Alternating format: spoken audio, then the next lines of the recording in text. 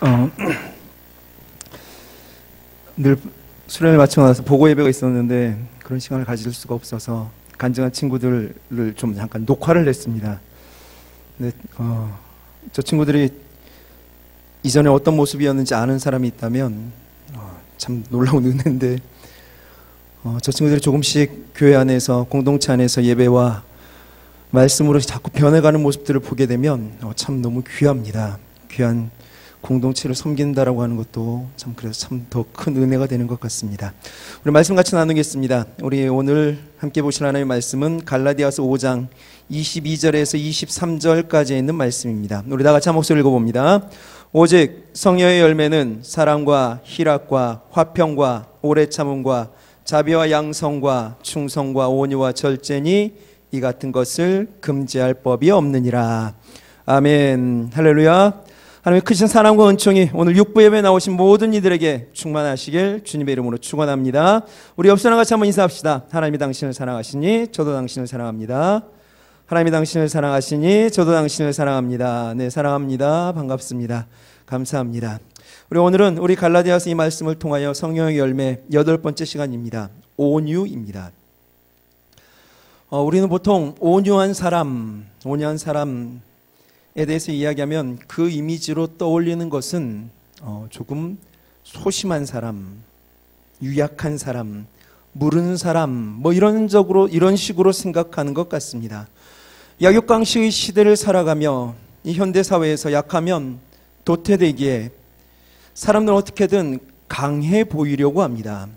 그래서 많은 이들이 내가 약한 사람이 아니다 라고 이러한 것들을 보여주기 위하여 참 많은 노력을 합니다. 대표적인 것이 이거죠. 라떼는 말이야 라는 거죠.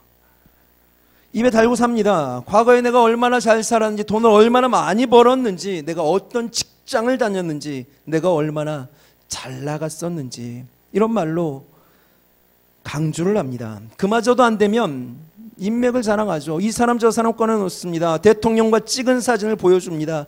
국회의원, 연예인, 운동선수와 찍은 사진들을 보여주며 이렇게 말을 하죠. 나 이 정도로 대단한 사람이야. 나 이런 사람도 알고 지내는 사람이야. 날 함부로 하지 마. 이런 내용입니다. 명품에 집착합니다. 크고 좋은 세단을 굴립니다. 메이크업만 입고 다닙니다. 날카롭고 냉철하고 강하게 보이려고 참 많이 노력을 합니다. 차 사고를 내가 먼저 냈어도, 단속에 걸려도 큰 소리 치며 시작합니다. 그래야 손해를 보지 않고, 그래야 남들에게 더 인정받을 수 있다고 생각하는 것 같습니다. 그렇지만 실제로 이 땅은 강한 것을 숭배하며 사나울수록, 거칠수록, 냉철할수록 그것을 존중하고 오래 갈 것 같지만 결코 그렇지 않습니다. 칼과 무력으로 세상을 정복하고 다스렸던 이들, 한때는 그들의 세상 같았습니다. 그렇지만 다 사라졌습니다. 알렉산더, 그의 나라, 나폴레옹, 히틀러, 징기스칸, 심지어 공산주의도 100년을 넘기지 못했습니다.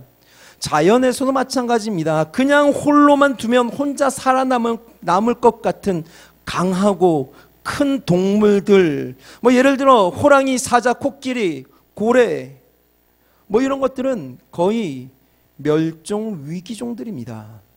보호가 필요합니다. 이런 동물은 동물원에나 가야 볼 수 있습니다. 그런데 이에 비해 아무 힘이 없는 토끼, 양, 닭, 소, 너무 흔하죠. 유능승강입니다. 부드러운 것이 오히려 능히 굳센 것을 이긴다라는 말입니다. 너무 강하면 부러집니다. 나그네의 외투를 벗기는 것은 거센 바람이 아닙니다. 따뜻한 햇빛입니다. 각지고 모난 돌을 몽돌로 만들어가는 것은 날카로운 정이 아니라 물입니다. 사람들은 실제로 날카롭고 딱딱하고 매사가 분명한 사람보다는 부드럽고 따뜻한 사람, 온유한 사람을 원합니다. 성령의 열매로서의 온유, 그것은 무엇일까요? 계속 나누었지만 성령의 열매로서 이 9가지 성품은 태어날 때부터 갖게 되는 천성이 아닙니다. 또한 나의 힘으로 이런 것들도 얻을 수 없습니다. 그래서 맺어지는 열매는 더더군다나 아니죠. 윤리나 도덕적인 열매도 아닙니다. 성령님께서 내 안에 계셔야지만 맺혀지는 성령의 열매가 이 9가지 성품들입니다. 물론 태어날 때부터 부드럽고 온화한 사람이 있습니다. 상냥하고 친절한 사람이 있죠. 그런 사람은 그저 온유한 사람 정도로 말할 수 있지만 그것이 성령이 그를 주장하심으로 말미암아 생겨난 성령의 성품, 성령의 열매라고는 말할 수 없습니다. 우선 온유의 어원적인 의미를 좀 한번 살펴보겠습니다. 여러분, 온유하다 한문으로 보게 되면 이 온유에서의 온은 따뜻할 온입니다. 그리고 유는 부드러울 유죠. 따뜻하고 부드러운 마음을 말합니다. 사전을 찾아보게 되면 성격, 태도 따위가 온화하고 부드러움이라고 풀어 설명합니다. 성경 주석을 찾아보면 이렇게 말합니다. 대적에게 복수하지 않고 부드러운 인격으로 이기는 덕. 대적에게 복수하지 않고 부드러운 인격으로 이기는 덕을 가리킨다고 말을 합니다. 영어로는 미크니스를 말합니다. 이 말은 미어 호수 물에서 기인한 이 호수 물에 뿌리를 둔 말입니다. 흐르는 액체처럼 물컹하다라는 말입니다. 온유는 마치 호수에 돌멩이를 던지게 되면 잠깐의 파장은 있지만 조금 지나면 이내 다시 잔잔해지지 않습니까? 이런 것처럼 모든 것을 다 포용하는 마음을 온유라고 한답니다. 흥분하거나 낙심함이 없는 심령의 고요함, 자기 자존심이나 탐욕, 헛된 영광 같은 것에 얽매이지 않는 것, 상처 입지 않는 삶. 온유에 해당하는 헬라어 프라위스는 온유한, 친절한, 겸손한, 동정심이 많은 이런 뜻을 지니는데 실제로 이 단어는 어떤 야생 동물을 길들이거나 진정시킬 때 사용한 단어입니다. 고대 근동에서는 사나운 짐승을 사로잡아 가축을 만드는 경우가 종종 있었습니다. 그 사나운 들짐승을 잡아 길들여 가축으로 사용할 때에 이 들짐승의 그 사나운 성질이 길들여진 상태를 일컫는 말이 프라위스입니다. 야생동물들을 훈련시켜서 길들이게 되면 그가 가지고 있는 그 엄청난 야성과 그 힘을 잘 조절하고 다스릴 수만 있다면 유익한 목적을 위하여 잘 사용할 수 있게 됩니다. 야생마는 그냥 두게 되면 온 들판만 뛰어다닐 뿐이지만 잘 길들이면 밭을 갈 수 있습니다. 무거운 짐을 운반할 수 있습니다. 그 주인을 태우고 다니는 말이 됩니다. 주인이 뛰라고 박차를 가하면 화살이 비오듯 쏟아지는 전장이라도 달려갑니다. 반대로 아무리 달리고 싶어도 주인이 고삐를 잡아당기면 그 자리에 멈춥니다. 이렇게 길들여진 것을 프라위스, 온유라고 했습니다. 이 단어를 사람에게 적용시키게 되면 절대로 억제되지 않을 것 같은 분노, 난폭함, 매정함, 가혹함, 이기심, 잔인함, 이런 것을 제어하고 조절하고 다스릴 수 있는 사람을 말할 때 프라위스를 쓰게 됩니다. 즉 온유한 성품이란 모욕받고 충분히 화를 낼 수 있는 상황이지만 화를 내지 않고 다스릴 수 있는 것, 자신을 억제하고 밖으로 내뱉지 않는 것, 이런 것을 말합니다. 나를 제어하고 통제하여 훈련되고 조절되는 것, 이것이 온유입니다. 이 온유에 대하여 이야기할 때 이 반대말을 이야기하게 되면 온유가 더 와닿습니다. 여러분이 생각하는 온유의 반대말은 무엇입니까? 부드러움, 상냥함, 이렇게 이야기하니까 보통 대부분 어떤 강함이나 거친 것을 생각하는데 제가 묵상하며 깨달았던 것은 온유의 반대말은 소심함과 비겁함이 아닌가라는 생각을 해봅니다. 바깥에선 천사인데 집에만 들어오면 폭군으로 변하는 그런 아버지들의 이야기를 듣습니다. 교회에서는 정말 그렇게 온화할 수 없고 너무너무 친절하고 상냥하고 모든 사람들에게 속 없는 사람처럼 착한 신앙이니 집에만 들어오면 돌변하여 거칠고 나쁜 사람이 된다. 들어보지 않으셨습니까?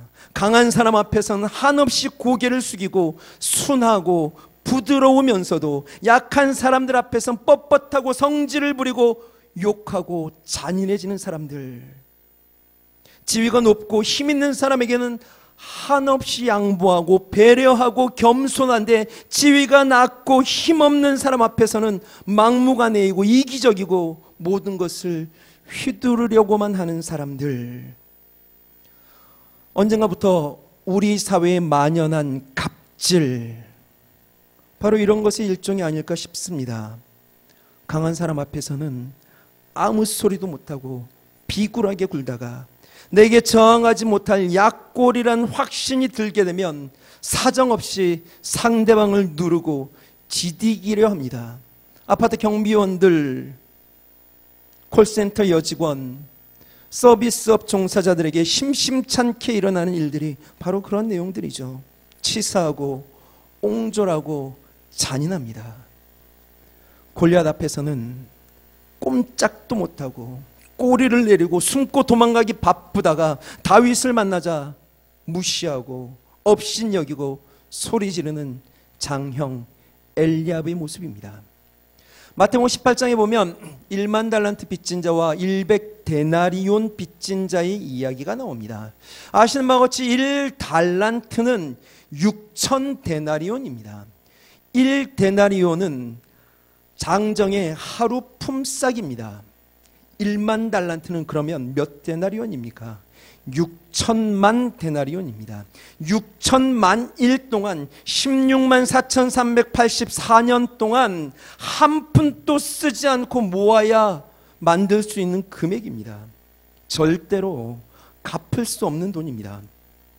1만 달란트, 100데나리온 비교가 안 됩니다. 비교조차 할 수 없는 금액들입니다. 그런데 이 1만 달란트를 빚진 자가 왕 앞에 끌려옵니다. 왕 앞에 무릎 꿇고 엎드려 얼굴을 땅에 대고 이렇게 말합니다. 제발 조금만 참아주십시오. 제가 곧 다 갚아드리겠습니다. 손이 발이 되도록 빌고 있습니다. 왕은 그 모습이 딱하여 그의 손을 잡고 위로하여 주고 일으키며 그 빚도 탕감해 줍니다. 그렇게 탕감받은 자, 집으로 돌아가는 길에 자신에게 100데나리온 빚진 자를 만납니다. 멱살을 잡습니다. 당장에 갚으라 윽박지릅니다. 빚진 자도 조금만 시간 주십시오. 빌었지만 들은 채도 하지 않습니다. 끌고 가 감옥에 가두어 버립니다. 이 사실이 왕의 귀에까지 들어가죠. 왕은 노합니다. 그를 불러다가 호통을 칩니다. 악한 종아, 내가 빌기에 내가 내 빚을 전부 탕감하여 주었거늘 내가 너를 불쌍히 여김과 같이 너도 내 동관을 불쌍히 여김이 마땅치 아니하냐. 몰렸다고 판단되는 위기 상황엔 힘센 자에게 손이 발이 되도록 자비를 구걸하며 숨죽여 지내다가 숨통이 트이는 곳에 이르면 잔인한 칼날을 드러내는 사람. 여러분, 비겁함은 강한 자 앞에서 머리를 조아리는 것을 말하는 것이 아닙니다. 그렇게 강한 자 앞에 머리를 조아리다가 자신보다 조금만 더 약한 사람을 만나 그 앞에서 강한 자가 했던 것보다 훨씬 더 잔인하고 끔찍해질 때 우리는 그를 향하여 비굴하다, 비겁하다 말하는 겁니다. 성경에서 대표적인 온유한 사람으론 구약에서는 모세를 이야기합니다. 신약에서는 예수님을 이야기합니다. 하나님 모세를 향하여 말할 때 이렇게 말합니다. 이 사람 모세는 온유함이 지면의 모든 사람보다 승하더라. 하나님이 인정한 사람입니다. 그는 온유한 사람입니다. 예수님, 수고하고 무거운 짐진 자들아 다 내게로 오라. 내가 너희를 쉬게 하리라. 이렇게 말씀하신 후에 당신을 드러내며 이렇게 말씀하셨습니다. 나는 마음이 온유하고 겸손하니. 이 두 분의 온유함은 성경이 보증하고 있습니다. 하나님이 인정하고 있다라고 하는 거죠. 그도 그럴 것이 누구보다도 하나님과 가까이 지냈던 사람들입니다. 하나님과 동행한 이들입니다. 그들은 곧 성령의 사람들입니다. 이분들의 온유함의 특징 무엇입니까? 첫 번째로 그들은 약한 자 앞에서는 약하고 강한 자 앞에서는 강한 자들이었습니다. 여러분, 실제로 모세를 좀 생각해 봅시다. 모세는 자기 형제를 함부로 하는 애굽 사람을 쳐 죽여 모래에 감출 만큼 혈기 충만한 자였습니다. 다혈질입니다. 그렇지만 그는 천신만고 끝에 어마어마한 힘든 노력 끝에 출애굽을 일궈냅니다. 그리고 홍해 앞에 서게 되었습니다. 얼마나 힘들었겠습니까? 얼마나 고생했겠습니까? 그런데 이스라엘 백성들, 그 모세가 그렇게 힘들었는지 모릅니다. 그가 어떤 헌신과 노력을 했는지 아랑곳하지 않고 뒤에 쫓아오는 애굽 군사만 쳐다보며 어떻게 합니까? 원망하기 시작합니다. 애굽에 매장지가 없어서 이곳으로 불러내어 이곳에 죽이려고 하느냐? 이스라엘 백성들이 모세를 협박하기 시작합니다. 그를 바라보고 있는 모세, 그들을 향하여 저 같으면 이 배은망덕한 놈들 큰 소리로 빽쳤을 것 같은데 그는 아무 소리도 하지 않습니다. 그저 하나님께 엎드립니다. 홍해를 건너 마라에 이르는 그 여정, 그 자결하는 태양 앞에, 그 거칠고 모진 광야 앞에 이스라엘 백성들 또 불평하기 시작하죠. 하나님을 대적하기 시작합니다. 다시 돌아가자고 이야기합니다. 그 순간에도 이 모세는 여전히 침묵합니다. 구스 여인의 일로 그를 다그치는 미리암, 아론, 그 앞에서도 그는 입을 벌리지 않습니다. 물이 없다고, 가나안 땅에 들어갈 수 없다고, 모세를 죽이겠다고 하는데도 그는 끝까지 참습니다. 그런 모세인데 하나님이 손수 아로 새겨주신 그 십계명, 그 두 돌판은 집어던집니다. 하나님께서 내가 이 백성을 보니 목이 곧은 백성이로다. 그런즉 나대로 하게 하라. 내가 그들에게 진노하여 그들을 진멸하고 너로 큰 나라가 되게 하리라. 이렇게 말씀하시자 하나님께 대듭니다. 여호와여 어찌하여 외치며 진노하지 마시라고, 화를 내지 마시라고 하나님께 매달리기 시작합니다. 예수님 의롭고 거룩하신 분이십니다. 그런 거룩함 그 자체이신 그분은 우리가 거룩하지 않다고 판단하거나 정죄하지 않습니다. 상한 갈대와 꺼져가는 심지도 끄지 않으십니다. 그저 그 모습 그대로를 받아주시죠. 다가오는 모든 이들에게 친절하셨습니다. 각색 질병에 걸린 자들 어느 누구도 외면하지 않고 묻거나 따지지도 않고 그저 고쳐주십니다. 소외되고 외로운 모든 친구들의 친구가 되어주십니다. 아직도 때가 이르지 않았지만 어머니 부탁이기에 그 잔치자리에 나온 이들이 불쌍해서 기꺼이 물을 포도주로 바꾸어 첫 이적도 일으키십니다. 거듭된 사역 얼마나 지치셨겠습니까? 그럼에도 찾아오는 누구도 외면하지 않으셨고 다 받아주신 분이십니다.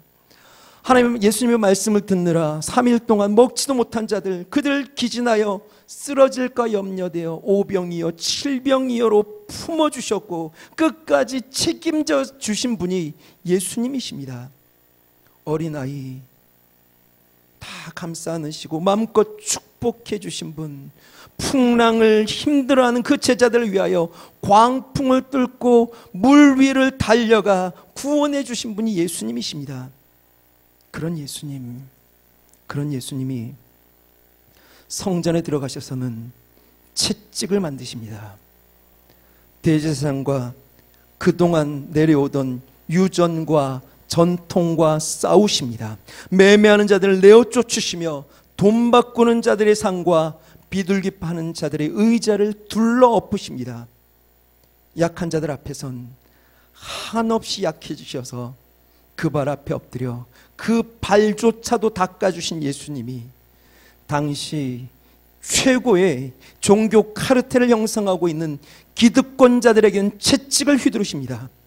온갖 것들을 앞세워 자신의 지위를 사유화하고 권력한 자들을 향하여 오직 자신들 말이 마치 모든 말씀과 경건의 권위를 가진 것처럼 진리인 것처럼 행동하는 그들에게 반기를 듭니다.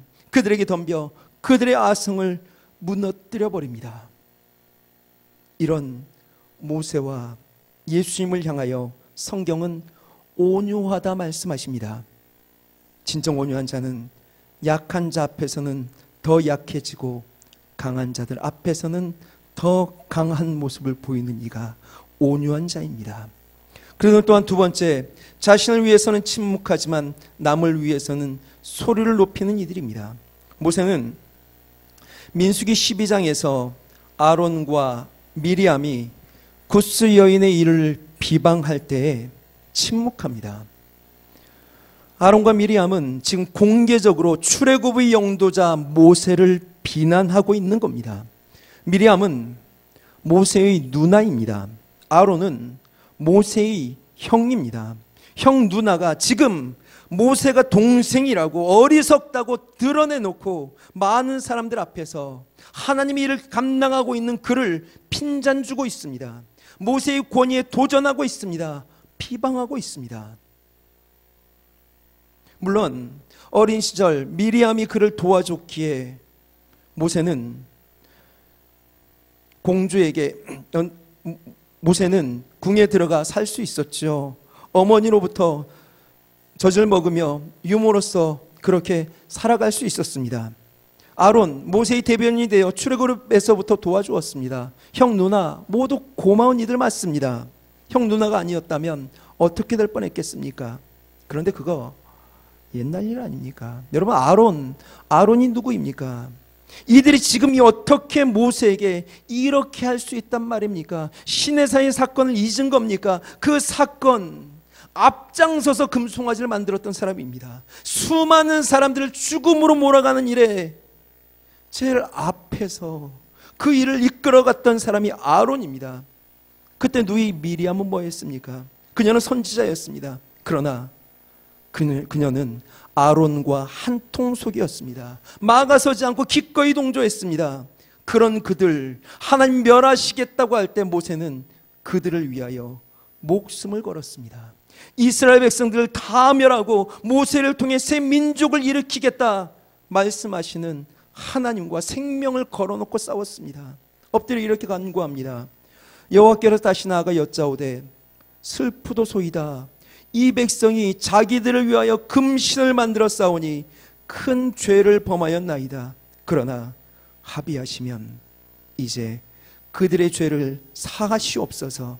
그렇지 않사오며 원컨대 주의 기록하신 책에서 내 이름을 지워버려 주옵소서.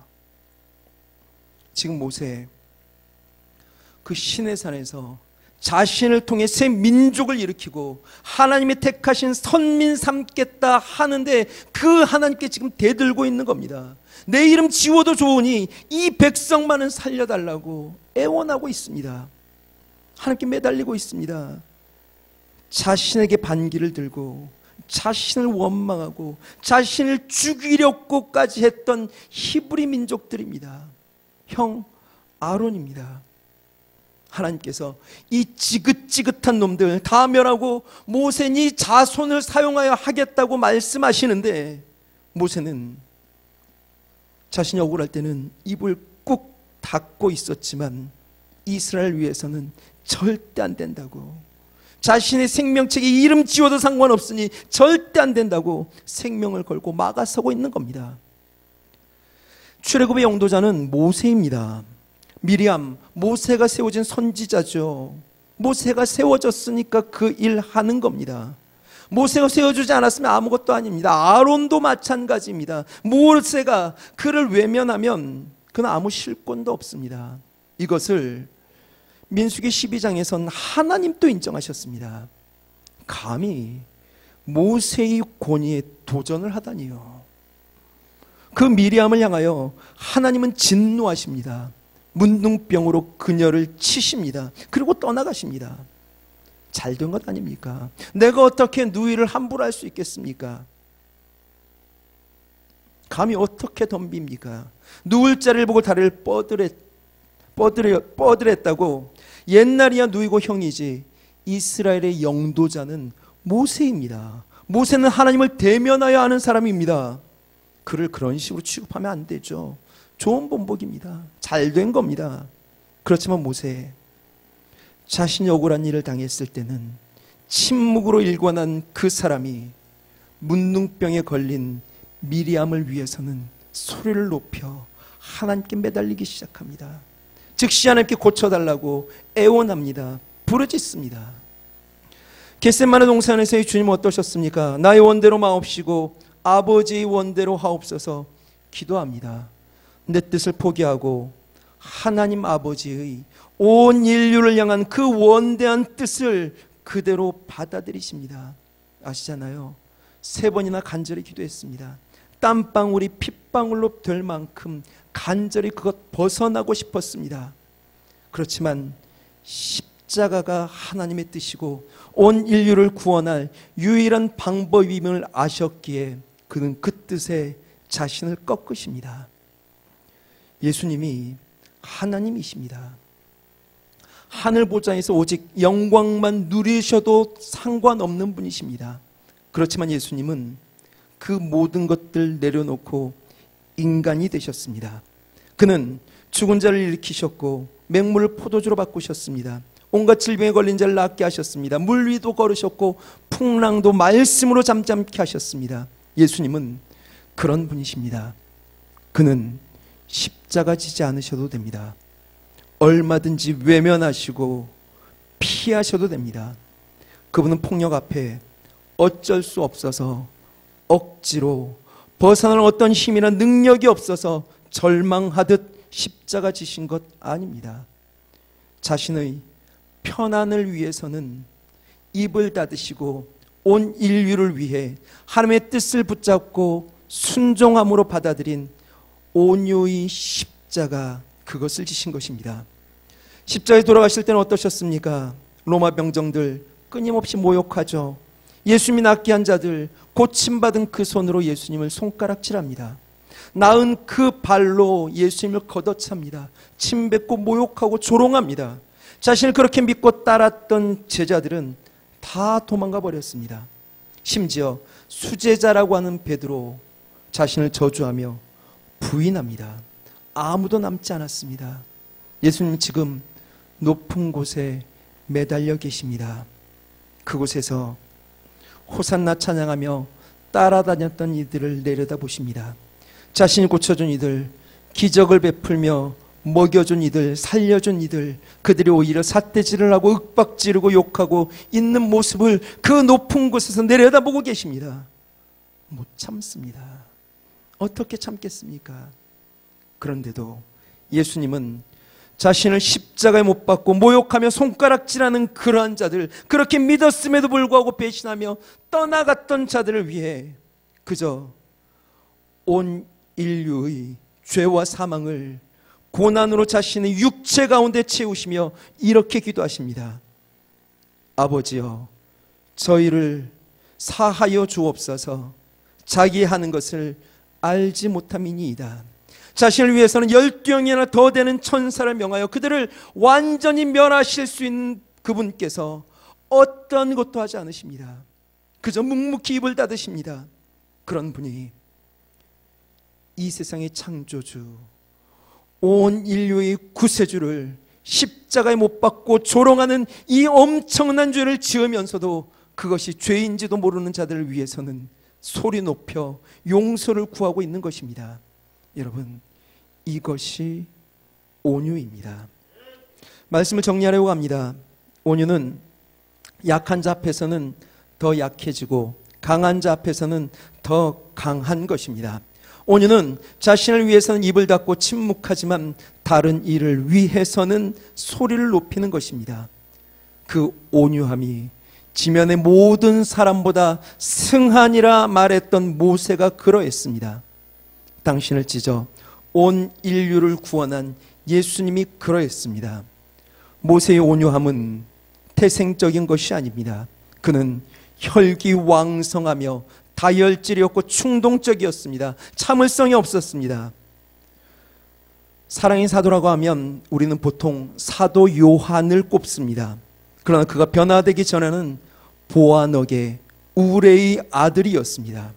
그가 사랑의 사도가 될 수 있었던 것은 자신의 능력 아닙니다. 고린도전서 13장 사랑장, 사랑은 오래 참고, 사랑은 온유하며 시기하지 아니하며, 사랑은 자랑하지 아니하며 교만하지 아니하며 무례히 행치 아니하며, 이 글을 쓴 사도 바울, 그는 어떠했습니까? 그는 스데반을 죽이면서도 그의 죽음이 당연한 것으로 여겼던 사람입니다. 다메섹도 예수 믿는 자들을 잡아 죽이기 위하여 가는 길이었습니다. 그런 그가 사도 바울이 되어 이방인의 사도가 되어 온 땅을 다니며 복음을 전하며 사랑을 전할 수 있게 된 것은 그의 가문과 학식이 뛰어났기 때문이 아닙니다. 이들은 본성적 기질로는 온유한 자가 되는 것이 불가능합니다. 모두 전적인 하나님의 은혜입니다. 철저히 하나님과의 관계에서 길들여진 성품입니다. 성령의 도우심으로 그들은 성령의 열매인 온유를 맺고 있는 것이죠. 여러분, 내 능력이 아닙니다. 오직 성령님을 의지하면 우리도 온유해질 수 있습니다. 성령이 충만하여 성령이 나를 이끄시고 그분이 주인 되시면 우리도 온유할 수 있습니다. 성령의 열매를 맺을 수 있습니다. 그 성품으로 바뀔 수 있습니다. 성령님께 온전히 삶의 주도권을 내어드리고 주님은 온전히 의지하여 나아감으로 온유, 이 아름다운 성령의 열매를 맺고 승리하시는 저와 여러분들 되시길 주님의 이름으로 축원합니다.